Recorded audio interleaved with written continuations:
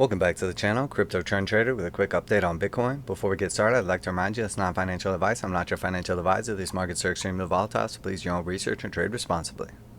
Alright, so here we have the Bitstamp chart looking at Bitcoin on the weekly. It is Saturday.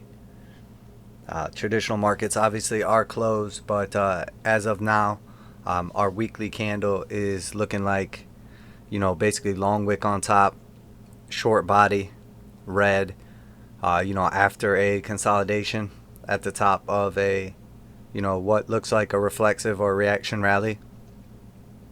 Basically looks like we're topping out, getting ready to sell off. Now, what I want to pay attention to in this video specifically is, first is 55 moving average. I normally use the 50 exponential, the bright green one, but the 55 simple is very critical in crypto on many time frames. As well as traditional markets. So I like to keep that on here as well. Same with the 200 exponential and 200 simple. That's why I have the two blue ones. But you have the ability to turn them off if you didn't want both. But essentially you could see where, obviously the exponential picks up price action in quite a few places. Gets held down by it and then breaks through it. But then also you see the reaction we get off the simple right here. And then here again, we get picked up by the simple. And then there the simple. And then as soon as we lose the simple, we get that massive sell-off. Now here we are, just staying above it, staying above it, staying above it. We're right back at it. So now if we come down here and lose it, where are we going to go to? Well, we're probably going to test the parabolic SAR and the 200 moving averages. So I think our next big move is going to be 6,000. I think we're going to come down here to 6,000. And now looking at what's happening here, we got the histogram back above the slope. The slope is red. If we stay above it for long enough, we'll flip it back over blue, and histogram keeps moving to the upside.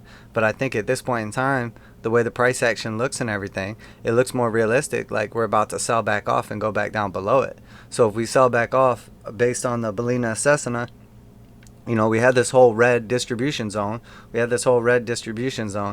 Once we get this the sell-off basically, that's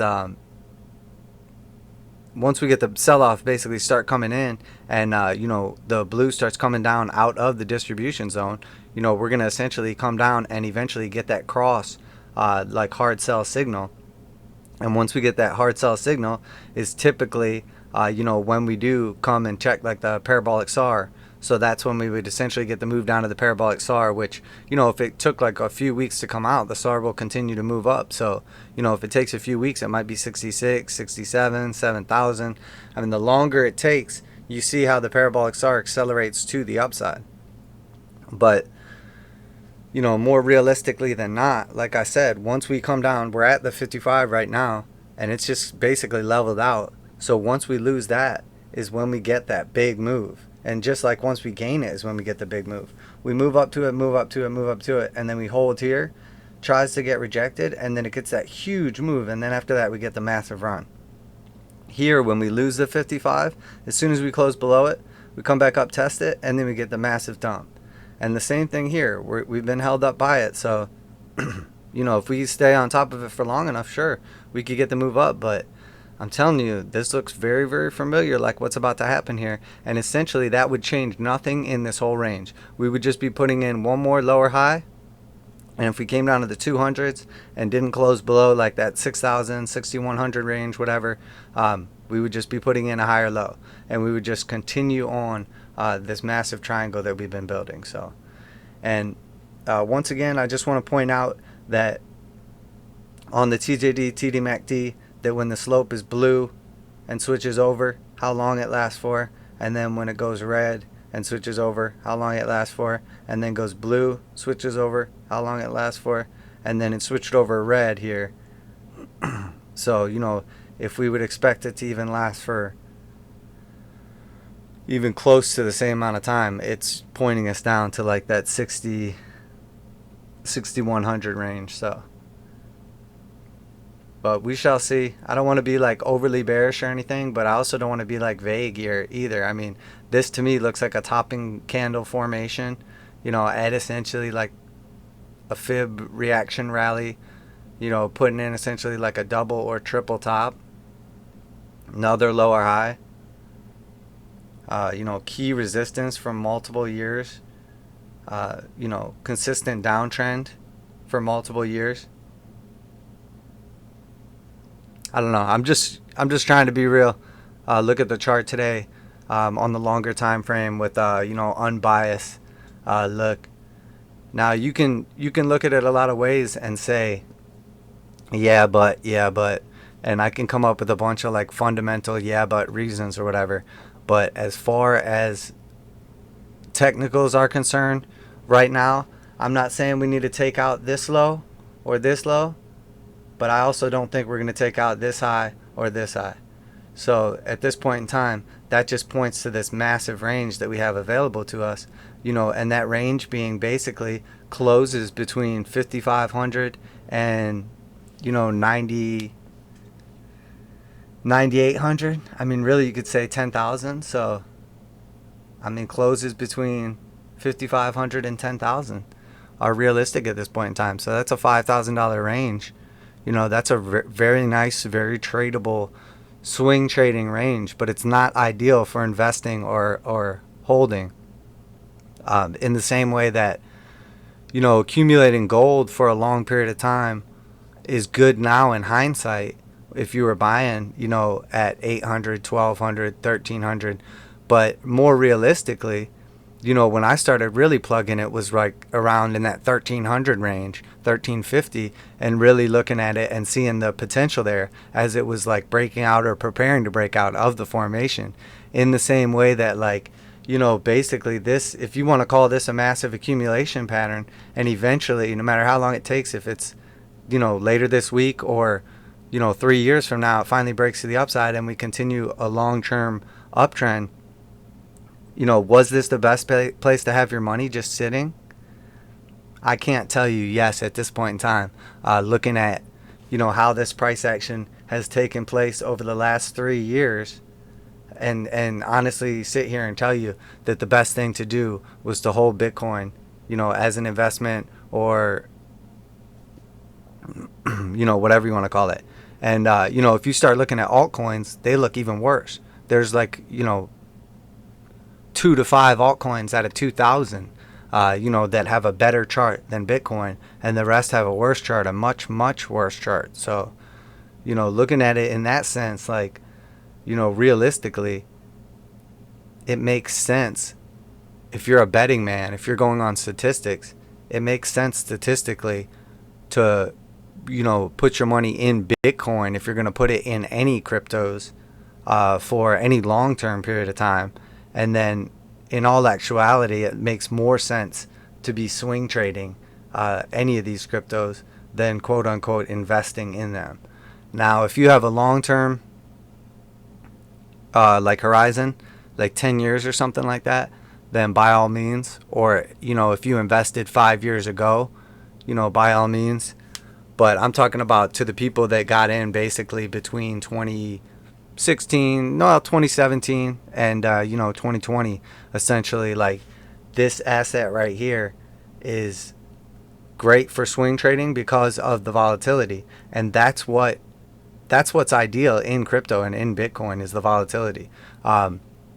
As where in traditional stock markets, they are typically less volatile, but continually putting in higher prices, continually on an uptrend, a long-term, bullish macro and micro.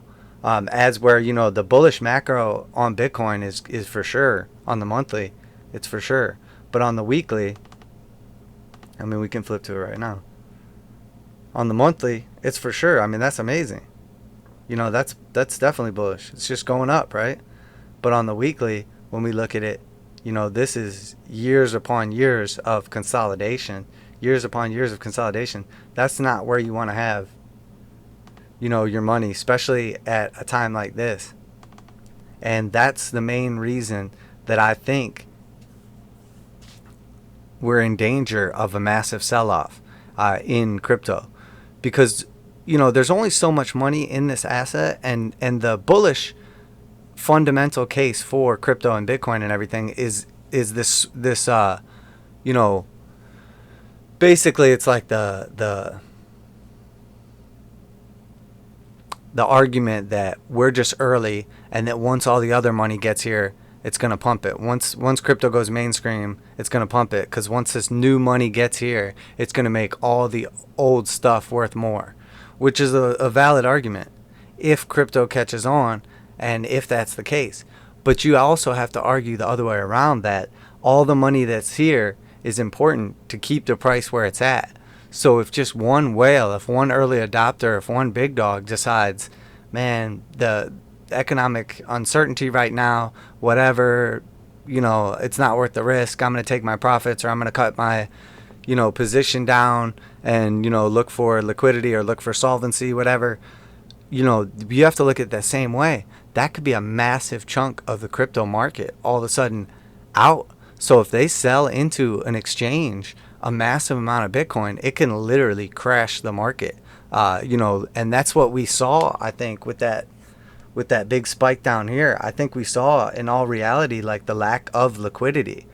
Because the fact of the matter is that you could say there's whatever, 18 million Bitcoin or whatever, but in all reality, there's only so many of them like affiliated with an exchange. So if you have all these exchanges tied together through arbitrage, but you only have a total of 1 million total Bitcoin on all the exchanges, if somebody shows up and sells 100,000 Bitcoin, it's going to crash the markets. It might even, it might not even take that much, 10% of the total. So in all reality, like, the lack of liquidity, lack of like solvency could prove to be a massive issue with these exchanges. As where it won't be a problem if you're just like have your coins on a hardware wallet somewhere and you're just holding for 10 years. If there's a crash and then it rebounds like over time, in the same way that this wasn't a big deal, as long as you didn't sell in this whole area here, we're right back where we started. But essentially that money has to come back into the market. So this is essentially what happens is there's this massive sell, people get scared, and then when it levels back out and it's like, oh, okay, it's not that bad, the money comes back in, and then we end up right back where we started at. And the price is the same amount of people hold the asset, and some of the asset changed hands, but it's all the same. Now, if this money sells out here, and then this money doesn't all come back in, this volume doesn't all come back in to lift the price back up, and then slowly people just keep selling because it's not coming back in, and these bounces get weaker and weaker, and it keeps going down, that's when you end up into like a macro downtrend, as people start saying, hang on a minute, and less people are coming in, less money is coming in, and more money is going out.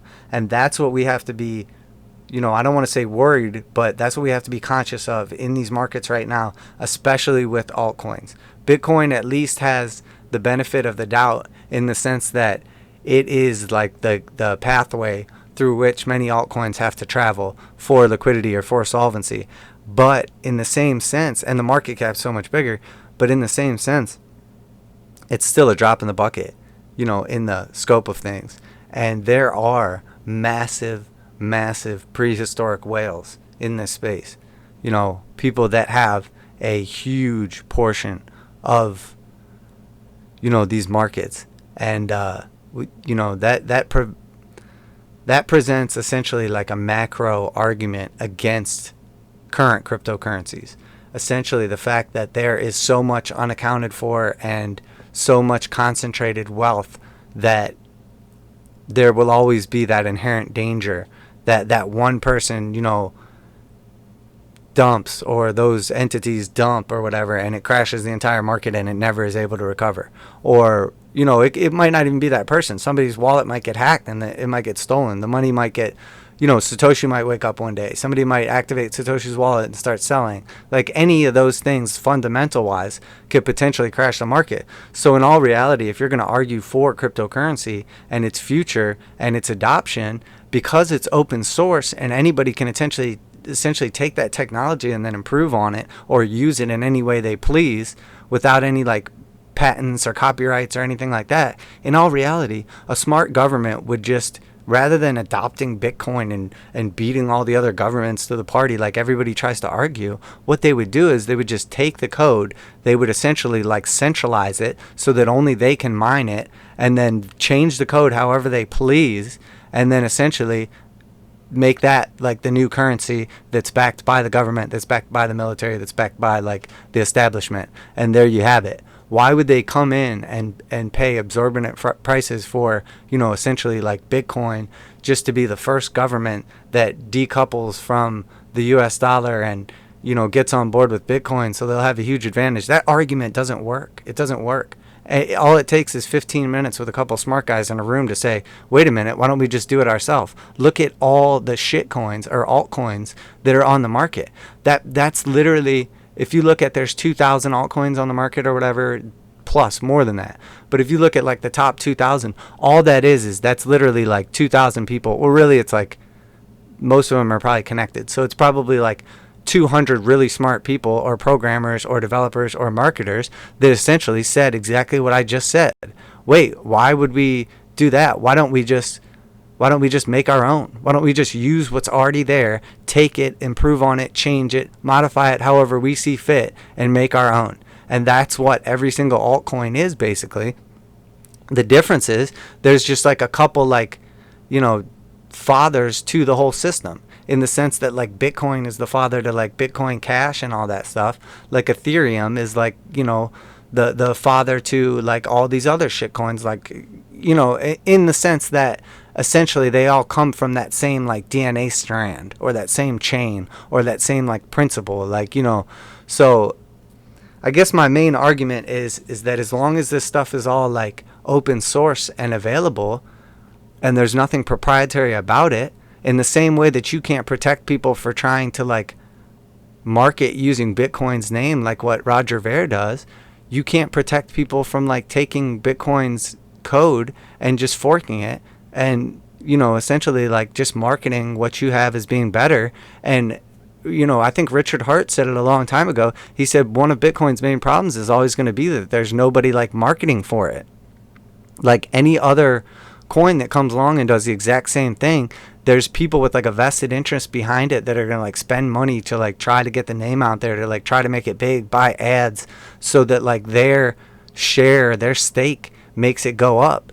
But Bitcoin's not the same way. It's like the opposite. It's like instead of people wanting Bitcoin to go up so that it can like grow and be better and like the greater good like mentality for Bitcoin, it's the opposite. People get like the greed mentality and then think, how can I make more money off this? Even if they love Bitcoin and believe in it with everything and they want more of it and all they care about is getting more Bitcoin, then they create some like knockoff shitcoin, ICO it to get rich, and then use that to get more Bitcoin. So essentially all they do is like corrupt something amazing, or like they're like a tumor of growth on something like beautiful because they got there early and, were smart enough to figure out, basically like how to trick other newer or less educated or less savvy or less intelligent people.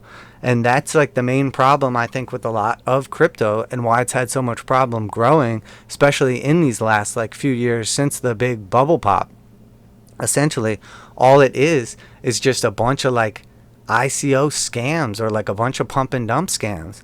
There's very few things that have created any actual value in the space, not to mention that every time people get drawn into the space, they get drawn in on like one of these little rallies and then it fails, so they get wrecked. So then it's just one more person that goes on the list of like, oh, crypto's a scam, I lost half my money, oh, I bought into this, oh, I bought into that. Well, no, it's not necessarily a scam. You just bought at the wrong time. You wouldn't be saying that if you bought at the bottom and sold at the top. But the fact of the matter is the way the cycle works, the way the media works, the way the attention works and everything, is by the time average Joe finds crypto for the first time or refines it again, it's already too late. They buy the top and then they end up like getting wrecked again. And then, it never goes mainstream because it's not actually like producing a good or service in the way that it needs to. Eventually something's going to happen, and I suspect it will probably have to do with like virtual reality video game like commerce.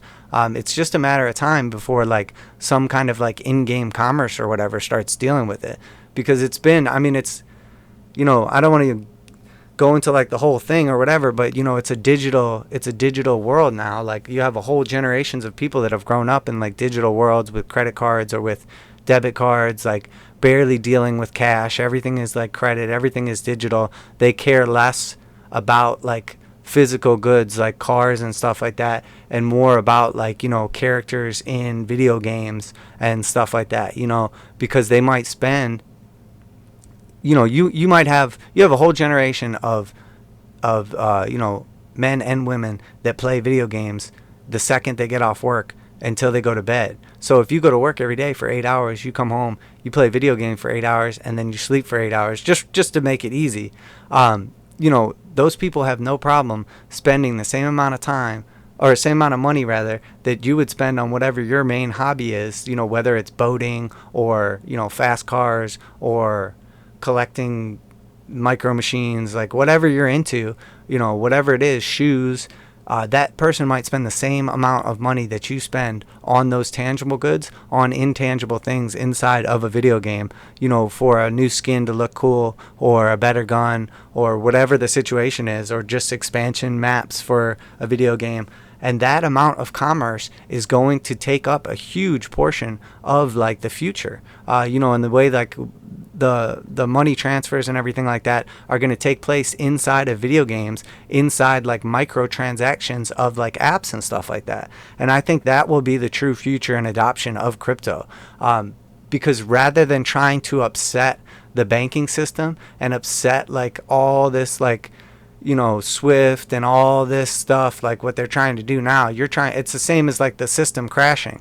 You know, in order for the system to crash, they have to completely lose control. In order for crypto to fully take over, the system has to completely lose control. As where in this alternative situation, you know, you have an emerging market, video games, that's like slowly gotten bigger and bigger and bigger, and virtual reality and online, like, you know, basically interacting and everything, and microtransactions and all this stuff.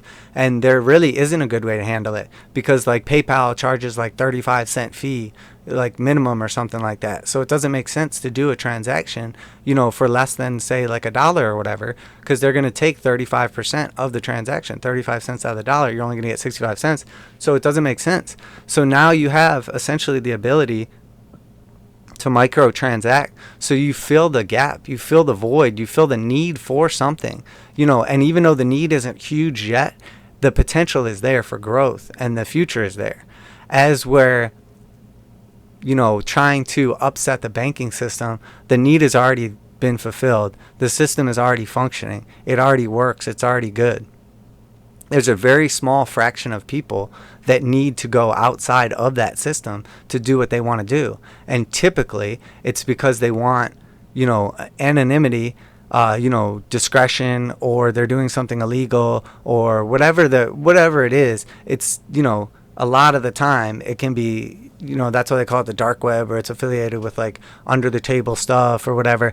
The reason they say that is because, well, why wouldn't you just use the system that's already in place? Like, there has to be an ulterior motive, or you would. And in some cases it legitimately is. Well, it's just cheaper. You can transfer like millions of dollars in Bitcoin, you know, really fast for really cheap. So that's it. That's your motive. And it's like, okay, well, who does that make mad? Well, the people who would be getting a percentage of that, whether it's Western Union or PayPal or, you know, credit card people, Swift, whatever it is, you know what I mean? The idea is that that's where the vested interest is already for someone else, because you're taking that money out of their pocket. As where in the video game sense, the microtransaction sense, like, you know, the BAT, basic attention token, like Brave browser, like, you know, sense of rewarding you to look at ads, like that whole system is not in place. There's nothing there right now. So the creation of that and adoption of that system and growth of that system is a lot more of a potential in video games and in marketing and advertising, in my opinion, for like actual growth and actual development, you know, that will bring new users to the space, and, you know, new volume and new amounts of money and advertising revenue. And that's what's eventually, I think, going to like legitimately change the game. I would rather bet on that scenario than like the end game scenario, because in all reality, what you're betting on is like, you're basically betting on modern society failing versus modern society like advancing. So in my opinion, I think like modern society will advance, and we'll have like better video games and microtransactions and more futuristic life, you know, in the future and going on from now. And the other scenario is, you know, the system fails and an ulterior system needs to take place, and, you know, a 1980s Mad Max movie scenario, comes into play, and yet like the satellites in the sky and Wi-Fi still stays intact, so we're able to use our Bitcoin. I don't know, man. I don't know. So, but anyway, that's it. You got a little TA today and a lot of my insights on crypto and the world and all that good stuff. So take it as you may, crypto trend trader. Be careful in these markets. It looks like we're about to get a big red candle party. Maybe I'm wrong and we break out to the upside and go to new highs from here, but it's going to be very obvious. I'd rather warn you and be wrong than not tell you and you look back and say, I wish I would have made a clear and decisive video letting people know that I think we are getting ready for a big sell-off. So, crypto trend trader, and I'm out of here.